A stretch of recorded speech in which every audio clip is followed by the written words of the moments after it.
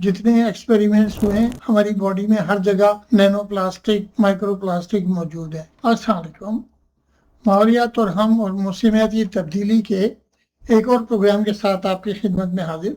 आज का प्रोग्राम हमने प्लास्टिक्स के बारे में इसलिए सिलेक्ट किया है कि मैं कुछ रिपोर्ट्स पढ़ रहा था जिसमें दुनिया में प्लास्टिक ने जो तबाही मचाई हुई है हमारे समंदरों में, ज़मीन पर, उस रिपोर्ट में उनको कवर किया गया था।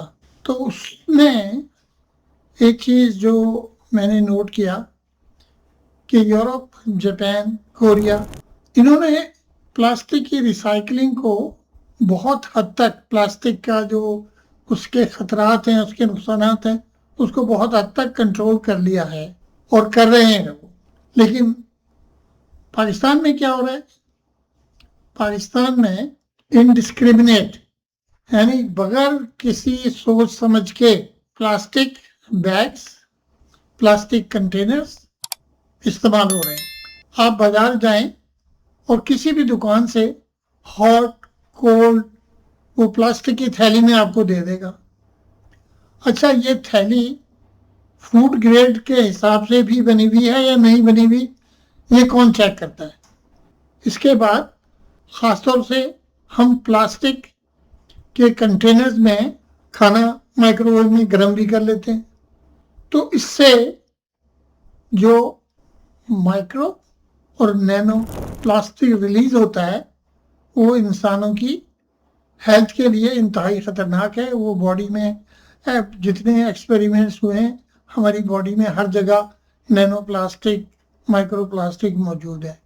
फिर ये प्लास्टिक के थैले इधर उधर उड़ते रहते हैं, तो एयरबॉर्न पोल्यूशन से हमारी सॉइल कंटामिनेट हो रही है, और क्योंकि इसमें केमिकल्स हैं इसलिए केमिकली भी सॉइल का स्ट्रक्चर चेंज हो रहा है।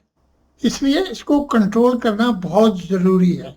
अब चलते हैं हम कि कौन सा मुल्क प्लास्टिक वेस्ट को कितना रिसाइकिल कर रहा है।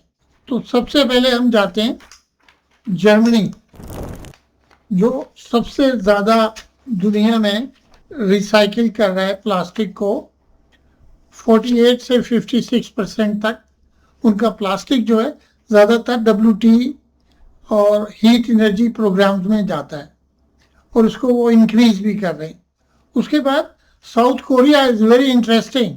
साउथ कोरिया बहुत पहले से सेग्रीगेशन पे काम कर रहा था और उन्होंने जो रूल्स बनाए हैं उनको बहुत सख्ती से वो उन पर अमल कराते हैं।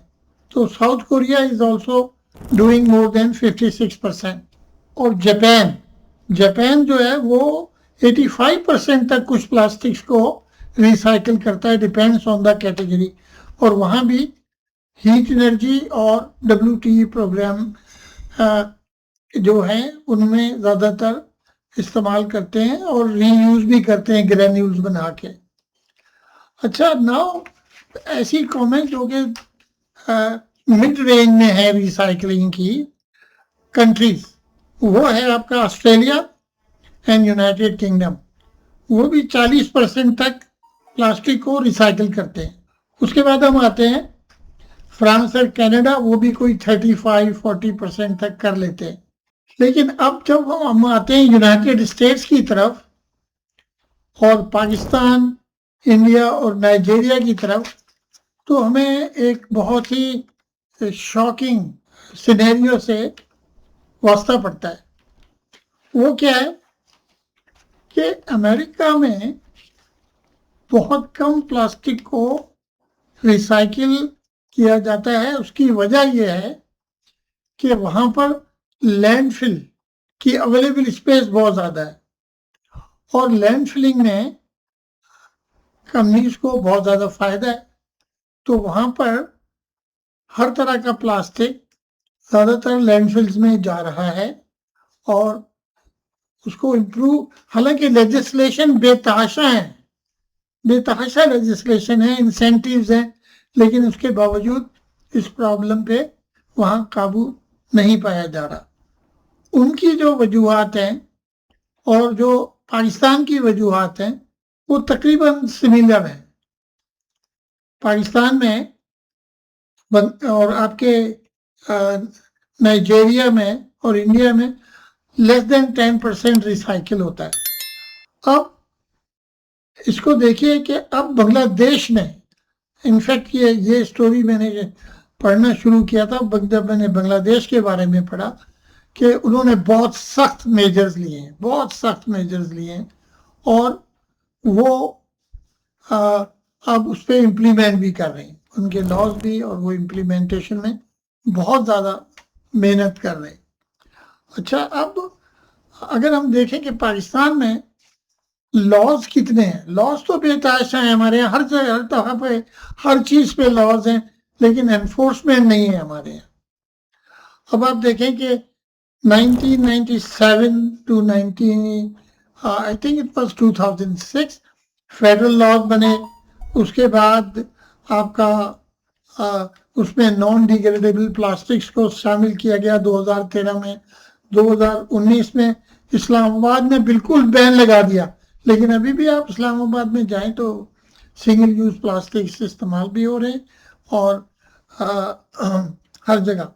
उसके बाद 2023 में सिंगल यूज बैग प्लास्टिक का यूज उसको थोड़ा सा और एक्सपेंड किया गया, और 2025-26 में बहुत सारे प्रोग्राम्स, खास तौर से आपके पंजाब में अडॉप्ट किए गए, सिमिलर टू अमेरिका,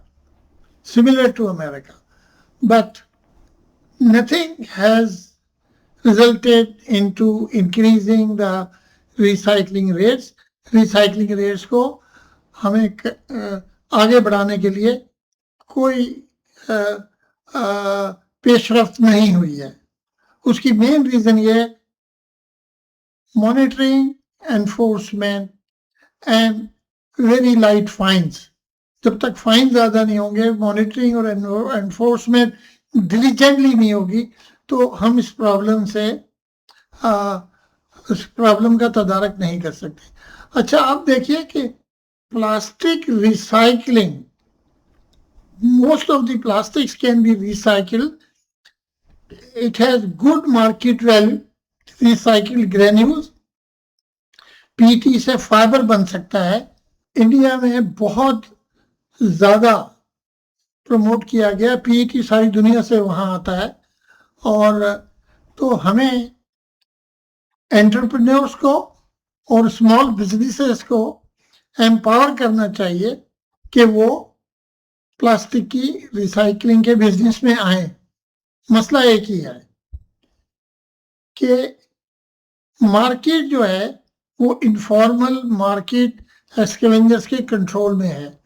तो जब तक आप अगर मटेरियल रिकवरी फैसिलिटीज बनाते हैं, तो जब तक आप वेस्ट कलेक्शन का कंट्रोल मटेरियल रिकवरी फैसिलिटी वाली कंपनी को नहीं देंगे, तो वो कभी भी सक्सेसफुल नहीं होगा। प्लास्टिक रिसाइकलिंग है या दूसरी रिसाइकलिंग है, वो सक्सेसफुल हो ही नहीं सकती जब तक के एब्सोल्यूट कंट्रोल उस कॉन्ट्रैक्टर के पास हो, जो कि इसीलिए अभी जो ट्रेंड है, एक जर्मन कंपनी ने recently integrated waste management system design किया है, और उसका पहला प्रोजेक्ट जल्दी शुरू होने वाला है।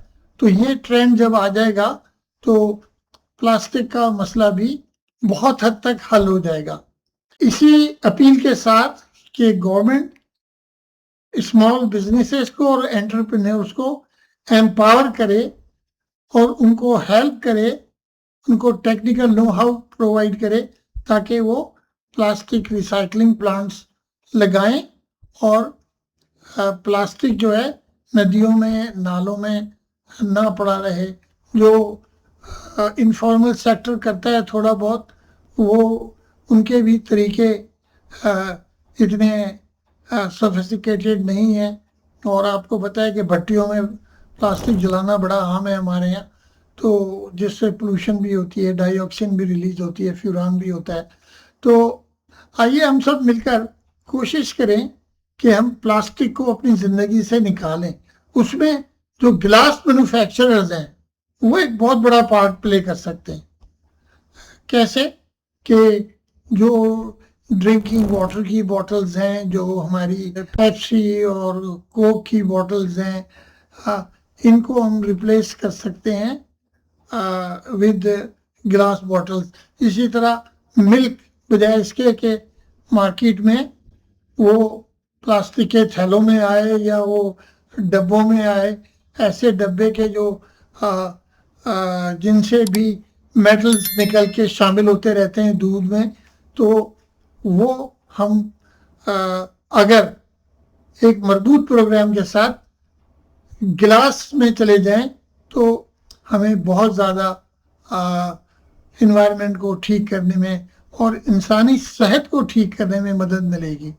आइए हम सब मिलकर कोशिश करते हैं कि हम clean air, clean water, clean soil, clean ग़िज़ा, जो कि बर्थ राइट है सारे पाकिस्तानीज़ का, वो अपनी मौजूदा और आने वाली नस्लों को प्रोवाइड कर सकें। इसी के साथ मैं आपको अल्लाह हाफिज़ कहता हूँ। अल्लाह हाफिज़, अपना ख्याल रखिए। पाकिस्तान जिंदाबाद।